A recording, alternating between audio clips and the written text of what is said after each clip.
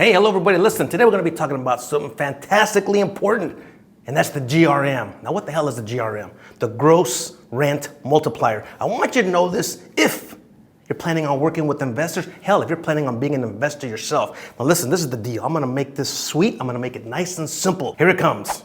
Why do we use it? A gross rent multiplier is when an investor wants to purchase investment properties. Now, mind you, the keyword when it comes to investment properties is profit, right? Profit, profit, profit. Income. We want to make income. We want to make revenue, whether it's your client or yourself. So when it comes to the gross rent multiplier, there's a few things I want you to look at. The location of that investment property, the crime of the location of that investment property, the price of the investment you're going to be putting into this investment property. How about the costs involved in, improving this investment properties? But all that aside, because it gets rather complicating, I want to bring it from here to right here and sock it right to you. Ready? This is what we're going to do with the gross rent multiplier. I want you to take the price, the value of the property, and I want you to divide it. Right here is where a little bit of math comes in. It's the price, the value of the property, divided by the annual gross rent income. Example is this. You're an investor. There's a duplex available to purchase. And for this duplex, they want $480,000. Now, what you're going to do is this. You're going to ask the seller, what are they receiving for income on these properties? And let's assume they tell you they're receiving $2,000 a piece. $2,000 for number one, $2,000 for property number two. Got it? For a grand total of $4,000 monthly income. So if we are receiving $4,000 a month on these properties, times 12, because there's 12 months in a year, we're receiving now a grand total of $48,000 annually. That's our annual gross rental income, $48,000. Now, what do we pay for the house now? $480,000. Here's where the math comes in. $480,000, which was the price, the value of the property, divided by the annual gross rental income, which is $48,000, gives you what? Upon doing the division, the answer is 10. And that's going to be your GRM, your gross rent multiplier is 10. Now, what I want to do is this. Let's assume you're the investor, you're shopping the market. Now, that first property, that duplex, caught your attention. It's got a GRM of 10. And you want to know if you can find something else that might be better. And you find something else down the street in the same neighborhood, but it's not a duplex, man. It's a triplex. Which one is better? The duplex or the triplex? Ready? Let's go straight to example number 2. Here it comes, the triplex. All right, the triplex. Now, let's assume this triplex is priced at $525,000. Done. Let's put that aside. $525,000. Now, each unit is giving us $1,700 a month. Each individual unit is giving us $1,700 a month. There's 3 of them. $1,700 times 3 is what? Yeah, $5,100.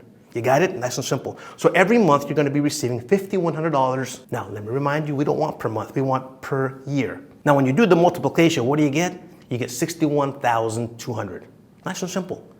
Your annual gross rental income for the year, for that triplex, is $61,200. We're not done yet. One last step. I want you to take the value of that property, that price tag of $525,000, and divide it by that $61,200.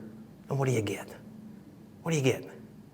Use your calculator if you have to. You're probably going to have to use your calculator. It's okay. I won't judge you, man. The answer to that is 8.5. 8.5.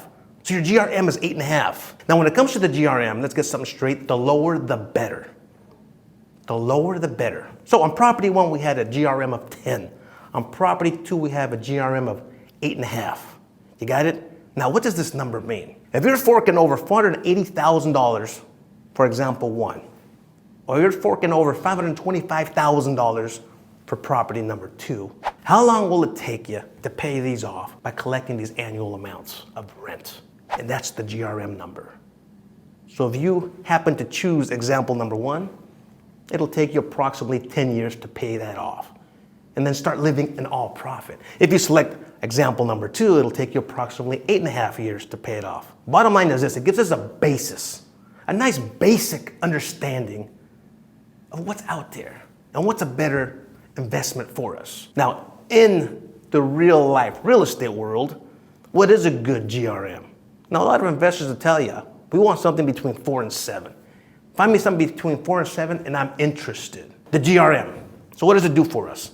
It allows us novice investors to understand what's a better deal for me, man? The house down that way or the house down the street this way? The duplex over here or the triplex over there? what do I get? Now, the only issue with using this GRM as an investor is it doesn't include a lot of other expenses involved in upkeeping this investment property.